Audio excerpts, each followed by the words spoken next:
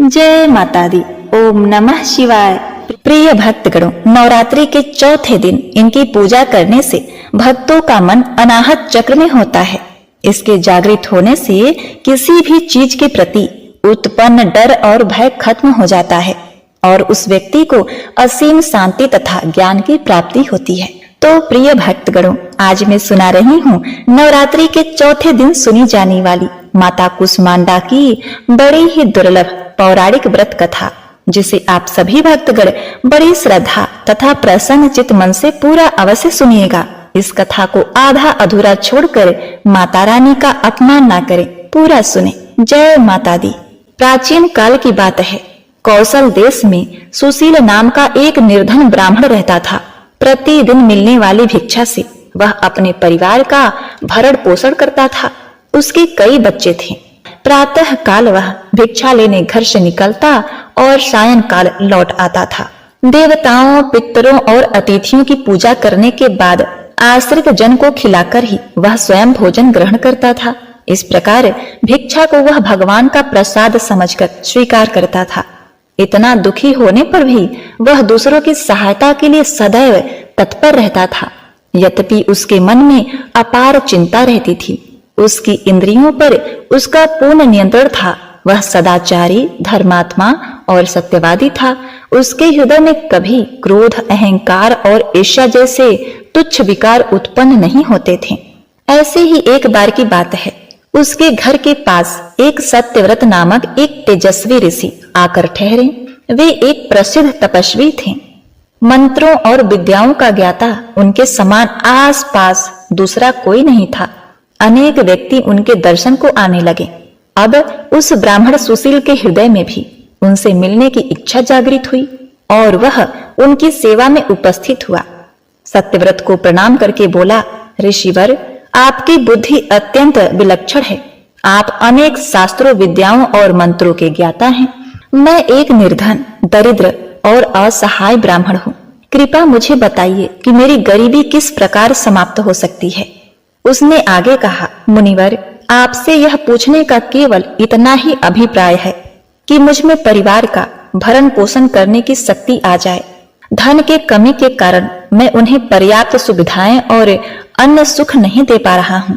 अतः हे महात्मन, हे दयानिधि, तप, दान, व्रत, मंत्र अथवा जप, आप कोई ऐसा उपाय बताने का कष्ट करें जिससे कि मैं अपने परिवार का यथोचित भरण पोषण कर सकूं। मुझे केवल इतने ही धन की अभिलाषा है जिसमें हम लोग भर पेट भोजन कर सकें और आराम से जीवन व्यतीत कर सकें। तब सत्यव्रत ऋषि ने सुशील को भगवती कुष्मांडा की महिमा बताते हुए नवरात्रि व्रत करने का परामर्श दिया। हे सुशील, वैसे तो नवरात्रि में देवी के प्रत्येक रूपों की पूजा की जाती है। यदि तुम नवरात्रि के चौथे दिन देवी कुष्मांडा की पूजा करो तो तुम्हें सभी सुखों की प्राप्ति होगी। तुम्हारी चिंताएं दूर हो जाएंगी। हे ब्राह्मण, मैं तुम्हें नवरात्रि के चौथे दिन सुनी जाने वाली माँ कुष्मांडा की कथा को सुनाता हूँ। इसको सुनने मात्र से ही व्यक्ति को असीम शांति की अनुभूति होती है और व्यक्ति कर्म पथ के तरफ अग्रसर होता है। उसके सभी दुख दूर होते हैं तथा इनकी पूजा करने से व्यक्ति को उनके मन मुताबिक वरदान मिलता है। बात उस समय की है जब सृष्टि का कोई अस्तित्व नहीं था। चारों ओर अंधकार ही अंधकार था। तब एक ऊर्जा गोले के रूप में प्रकट हुई। इस गोले से बेहद तेज प्रकाश उत्पन्न हुआ और देखते ही देखते ये नारी के रूप में परिवर्तित हो गया। उस समय समस्त ब्रह्मांड में अंधेरा छाया हुआ था। पूरा ब्रह्मांड स्तब्ध था। इसमें न कोई राग, न कोई ध्वनि, केवल सन्नाटा पसरा हुआ था। तत्क्षण अपने मंद मुस्कान से ही ब्रह्मांड की रचना माँ कुष्मांडा ने अपनी मंद मुस्कान से की। माँ के मुखमंडल पर फैली मंद मुस्कान से समस्त ब्रह्मांड प्रकाशित हो उठा। ब्रह्मांड की रचना अपनी मुस्कान से करने के चलते जगत जननी आदि शक्ति को माँ कुष्मांडा कहा गया। इसके बाद माता ने सबसे पहले 3 देवियों महाकाली, महालक्ष्मी और सरस्वती को उत्पन्न किया। महाकाली के शरीर से एक नर और नारी उत्पन्न हुए। नर के 5 सिर और 10 हाथ थे। उनका नाम शिव रखा गया। और नारी का 1 सिर और 4 हाथ थे। उनका नाम सरस्वती रखा गया। लक्ष्मी के शरीर से एक नर और नारी का जन्म हुआ। नर के 4 हाथ और 4 सिर थे। उनका नाम ब्रह्मा रखा और नारी का नाम लक्ष्मी रखा गया। फिर महासरस्वती के शरीर से एक नर और एक नारी का जन्म हुआ। नर का 1 सिर और 4 हाथ थे। उनका नाम विष्णु रखा और उस नारी का 1 सिर और 4 हाथ थे। उनका नाम शक्ति रखा गया। इसके बाद माता ने ही शिव को पत्नी के रूप में शक्ति, विष्णु को पत्नी के रूप में लक्ष्मी और ब्रह्मा को पत्नी के रूप में सरस्वती प्रदान कर दी। ब्रह्मा को सृष्टि की रचना, विष्णु को पालन और शिव को संहार करने का जिम्मा सौंपा। इस तरह संपूर्ण ब्रह्मांड की रचना मां कूष्मांडा ने की। ब्रह्मांड की रचना करने की शक्ति रखने वाली माता को कूष्मांडा नाम से जाना जाता है। इस देवी की 8 भुजाएं हैं, इसलिए अष्टभुजा कहलाई। इनके 7 हाथों में क्रमशः कमंडल, धनुष, बाण, कमल पुष्प, अमृत पूर्ण कलश, चक्र तथा गदा है। 8वें हाथ में सभी सिद्धियों और निधियों को देने वाली जपमाला है। इन देवी का वाहन सिंह है और इन्हें कुम्हड़े की बलि प्रिय है। इस देवी का वास सूर्यलोक के भीतर लोक में है।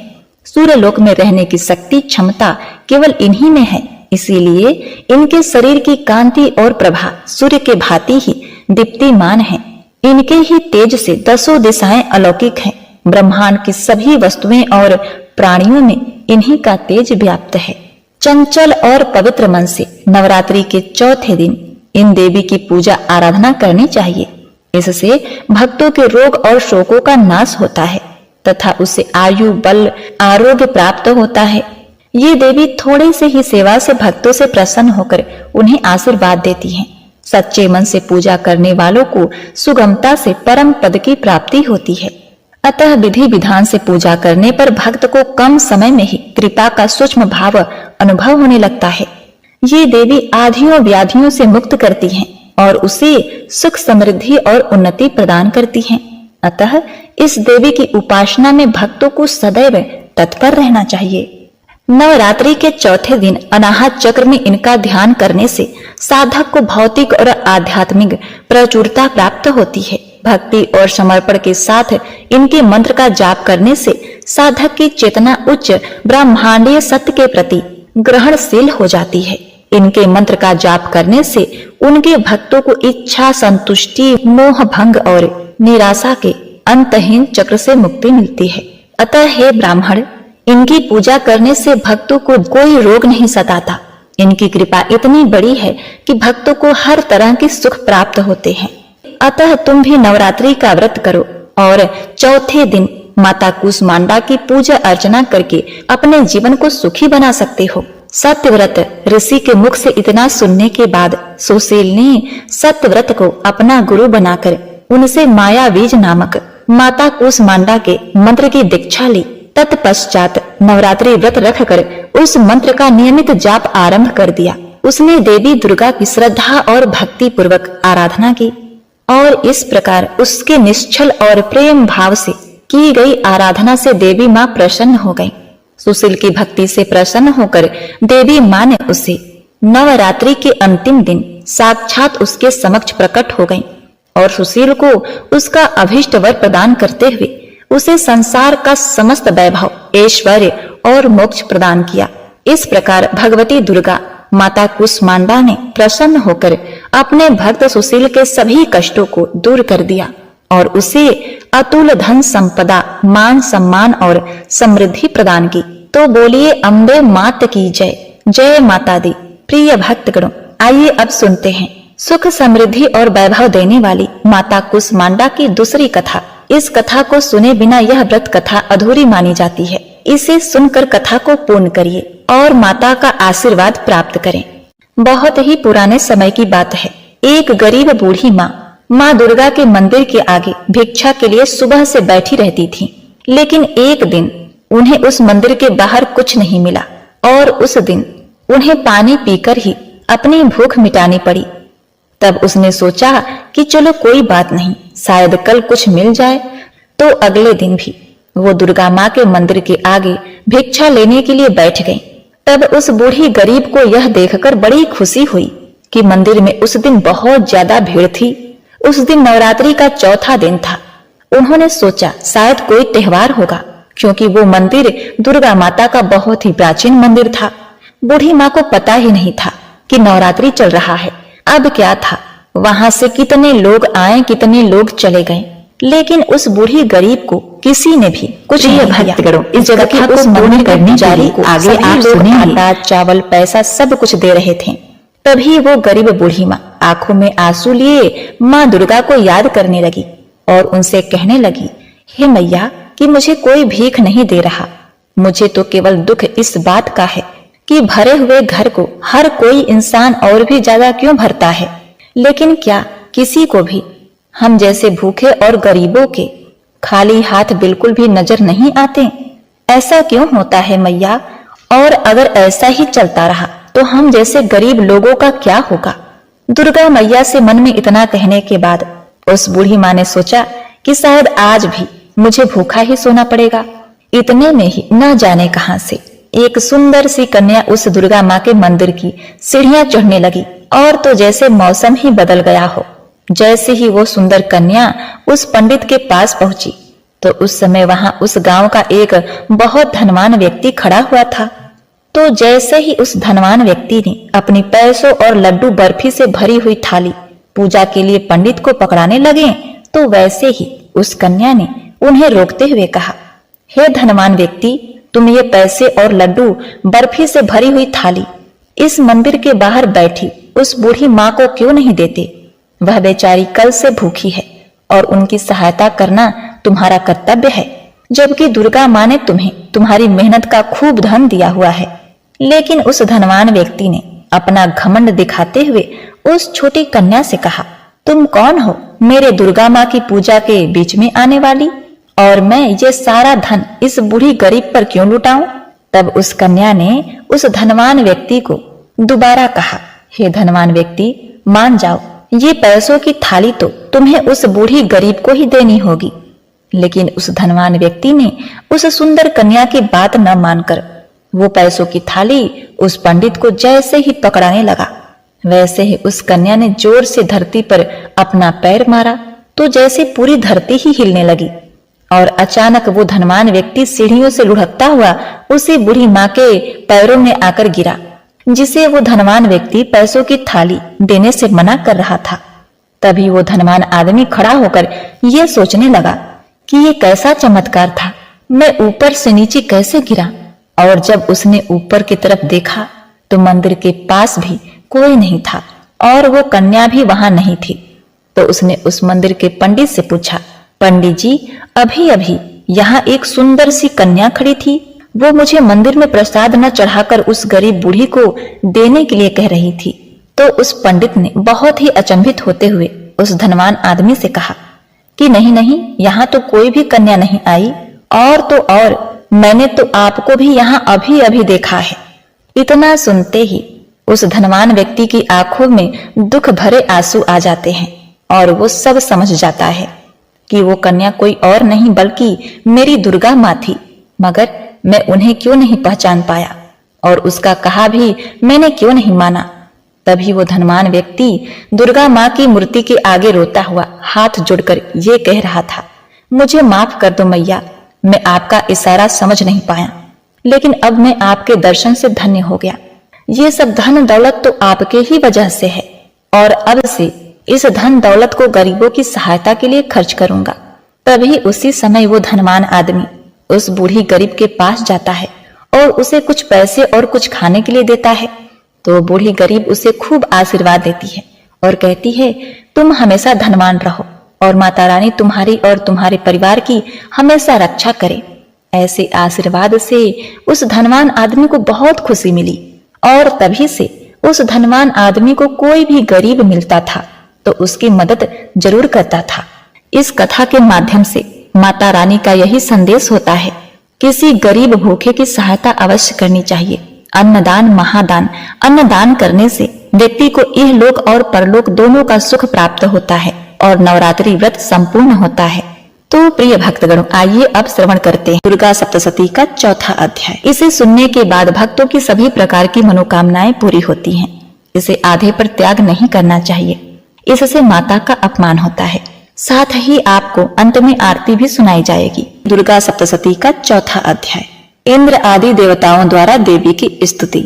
महर्षि मेधा बोले, देवी ने जब पराक्रमी दुरात्मा महिषासुर को मार गिराया और असुरों की सेना को मार दिया, तब इंद्र आदि समस्त देवता अपने सिर तथा शरीर को झुकाकर भगवती की स्तुति करने लगे। जिस देवी ने अपनी शक्ति से यह जगत व्याप्त किया है और जो संपूर्ण देवताओं तथा महर्षियों की पूजनीय है, उस अंबिका को हम भक्ति पूर्वक नमस्कार करते हैं। वह हम सबका कल्याण करे। जिस अतुल्य भाव और बल का वर्णन भगवान विष्णु, शंकर, ब्रह्मा जी भी नहीं कर सके, वही चंडिका देवी इस संपूर्ण जगत का पालन करें और अशुभ भय का नाश करें। पुण्य आत्माओं के घरों में तुम स्वयं लक्ष्मी रूप हो और पापियों के घरों में तुम अलक्ष्मी रूप हो, और सकुल में उत्पन्न होने वालों के लिए तुम लज्जा रूप होकर उसके घर में निवास करती हो। हम दुर्गा भगवती को नमस्कार करते हैं। हे देवी, इस विश्व का पालन करो। हे देवी, हम तुम्हारे अचिंत रूप का किस प्रकार वर्णन करें। असुरों का नाश करने वाली भारी पराक्रम तथा समस्त देवताओं और दैत्यों के विषय में जो तुम्हारे पवित्र चरित्र हैं, उसका हम किस प्रकार वर्णन करें। हे देवी, त्रिगुणात्मकता होने पर भी तुम समस्त जगत की उत्पत्ति का कारण हो। हे देवी, भगवान विष्णु, शंकर आदि किसी भी देवता ने तुम्हारा पार नहीं पाया। तुम सबकी आश्रय हो। यह संपूर्ण जगत तुम्हारी ही अंश रूप है, क्योंकि तुम सबकी आदि भूत प्रकृति हो। हे देवी, तुम्हारे जिस नाम के उच्चारण से संपूर्ण ज्ञानों में सब देवता तृप्ति लाभ करते हैं, वह स्वाहा तुम ही हो। इसके अतिरिक्त तुम पितरों की तृप्ति का कारण हो, इसीलिए सब आपको स्वधा कहते हैं। हे देवी, वह विद्या जो मोक्ष देने वाली है, जो अचिंत्य महाज्ञान स्वरूपा है, तत्वों के सार को वश में करने वाले, संपूर्ण दोष को दूर करने वाले, मोक्ष की इच्छा वाले मुनिजन जिसका अभ्यास करते हैं, वह तुम ही हो। तुम वाणी रूप हो और दोष रहित ऋग तथा यजुर्वेद की एवं उद्गिद और सुंदर पाठों के पाठ करने वाले सामवेद की आश्रय रूप हो। तुम भगवती हो। इस विश्व की उत्पत्ति एवं पालन के लिए तुम वार्ता के रूप में प्रकट हुई हो और तुम संपूर्ण संसार की पीड़ा हरने वाली हो। हे देवी, जिससे सारे शास्त्रों को जाना जाता है, वह मेधा शक्ति तुम ही हो और दुर्गम भवसागर से पार लगाने वाली नौका भी तुम ही हो। लक्ष्मी रूप से विष्णु भगवान के हृदय में निवास करने वाली और भगवान महेश्वर द्वारा सम्मानित गौरी देवी तुम ही हो। मंद मुस्कान वाली, निर्मल पूर्ण चंद्रबिंद के समान और उत्तम सुवर्ण की मनोहर कांति से कामनीय तुम्हारे मुख को देखकर भी महिषासुर क्रोध में भर गया। वह बड़े आश्चर्य की बात है। और हे देवी, तुम्हारा यही मुख जब क्रोध से भर गया हो, उदय काल के चंद्रमा की भांति लाल हो गया और तनी हुई भौहों के कारण विकराल रूप हो गया। उसे देखकर भी महिषासुर के शीघ्र प्राण नहीं निकल गए। यह बड़े आश्चर्य की बात है। आपके कुपित मुख के दर्शन करके भला कौन जीवित रह सकता है। हे देवी, तुम हमारे कल्याण के लिए प्रसन्न हो। आपके प्रसन्न होने से इस जगत का अभ्युदय होता है, और जब आप क्रुद्ध हो जाती हो तो कितने ही कुलों का सर्वनाश हो जाता है। यह हमने अभी अभी जाना है कि जब तुमने महिषासुर की बहुत बड़ी सेना को देखते देखते मार दिया। हे देवी, सदा प्रताप देने वाले तुम जिस पर प्रसन्न हो जाती हो, वही देश में सम्मानित होते हैं। उसके धन यश की वृद्धि होती है, उसका धर्म कभी शिथिल नहीं होता और उसके यहाँ अधिक पुत्र पुत्रियां और नौकर होते हैं।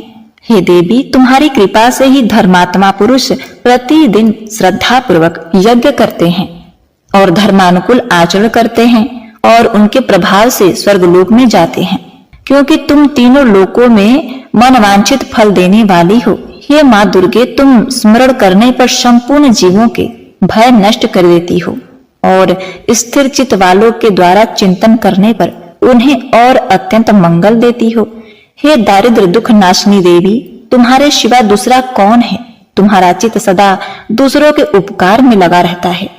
हे देवी, तुम शत्रुओं को इसीलिए मारती हो कि उनके मरने से दूसरों को सुख मिलता है, वह चाहे नरक में जाने के लिए चिरकाल तक पाप करते रहे हों, किंतु तुम्हारे साथ युद्ध करके सीधे स्वर्ग को जाएं, इसीलिए तुम उनका वध करती हो। हे देवी, क्या तुम दृष्टिपात मात्र से समस्त असुरों को भस्म नहीं कर सकती? अवश्य ही कर सकती हो, किंतु तुम्हारा शत्रुओं को शस्त्रों के द्वारा मारना इसीलिए है कि शस्त्रों के द्वारा मरकर वे स्वर्ग को जावे। इसी तरह से हे देवी, उन शत्रुओं के प्रति भी तुम्हारा विचार उत्तम है। हे देवी, तुम्हारे उग्र खड़ग की चमक से और त्रिशूल की नोक की कांति की किरणों से असुरों की आंखें फूट नहीं गई। उसका कारण यह था कि वे किरणों से शोभायमान तुम्हारे चंद्रमा के समान आनंद प्रदान करने वाले सुंदर मुख को देख रहे थे। हे देवी, तुम्हारा शील बुरे वृत्तांत को दूर करने वाला है और सबसे अधिक तुम्हारा रूप है, जो न तो कभी चिंतन में आ सकता है और न ही किसी दूसरों से कभी तुलना ही हो सकती है। तुम्हारा बल व पराक्रम शत्रुओं का नाश करने वाला है। इस तरह तुमने शत्रुओं पर भी दया प्रकट की। हे देवी, तुम्हारे बल की किसके साथ बराबरी की जा सकती है, तथा शत्रुओं को भय देने वाला इतना सुंदर रूप भी और किसका है? हृदय में कृपा और युद्ध में निष्ठुरता, यह दोनों बातें तीनों लोकों में केवल तुम्ही में देखने में आई है। हे माता, युद्ध भूमि में शत्रुओं को मारकर तुमने उन्हें स्वर्ग लोक में पहुंचाया है। इस तरह तीनों लोकों की तुमने रक्षा की है, तथा उन उन्मत्त असुरों से जो हमें भय था उसको भी तुमने दूर किया। तुमको हमारा नमस्कार है। तुम शूल तथा खड्ग से हमारी रक्षा करो, तथा घंटे की ध्वनि और धनुष की टंकार से भी हमारी रक्षा करो। हे चंडिके, आप अपने त्रिशूल को घुमाकर पूर्व, पश्चिम, उत्तर तथा दक्षिण दिशा में हमारी रक्षा करो। तीनों लोकों में जो तुम्हारे सौम्य रूप हैं तथा घोर रूप हैं, उनसे हमारी रक्षा करो, तथा इस पृथ्वी की रक्षा करो। हे अंबिके, आपके कर पल्लवों में जो खड्ग, शूल और गदा आदि शस्त्र शोभा पा रहे हैं, उनसे हमारी रक्षा करो। महर्षि बोले, इस प्रकार जब सब देवताओं ने जगत माता भगवती की स्तुति की और नंदवन के पुष्पों तथा गंध अनुलेपों द्वारा उनका पूजन किया, और फिर सबने मिलकर जब सुगंधित व दिव्य धूपों द्वारा उनको सुगंधित निवेदन की, तब देवी ने प्रसन्न होकर कहा, हे देवताओं, तुम सब मुझसे मनोवांछित वर मांगो। देवता बोले, हे भगवती, तुमने हमारा सब कुछ कार्य कर दिया। अब हमारे लिए कुछ भी मांगना बाकी नहीं रहा, क्योंकि तुमने हमारे शत्रु महिषासुर को मार डाला है। हे महेश्वरी, तुम इस पर भी यदि हमें कोई वरदान देना चाहती हो तो बस इतना वरदान दो कि जब जब हम आपका स्मरण करें तब तब आप हमारी विपत्तियों को हरण करने के लिए हमें दर्शन दिया करो। हे अंबिके, जो कोई भी तुम्हारी स्तुति करे, तुम उनको वित्त, समृद्धि और वैभव देने के साथ ही उसके धन और स्त्री आदि संपत्ति बढ़ावे और सदा हम पर प्रसन्न रहे। महर्षि बोले, हे राजन, देवताओं ने जब जगत के लिए तथा अपने लिए इस प्रकार प्रश्न किया तो बस तथास्तु कहकर देवी अंतर ध्यान हो गई।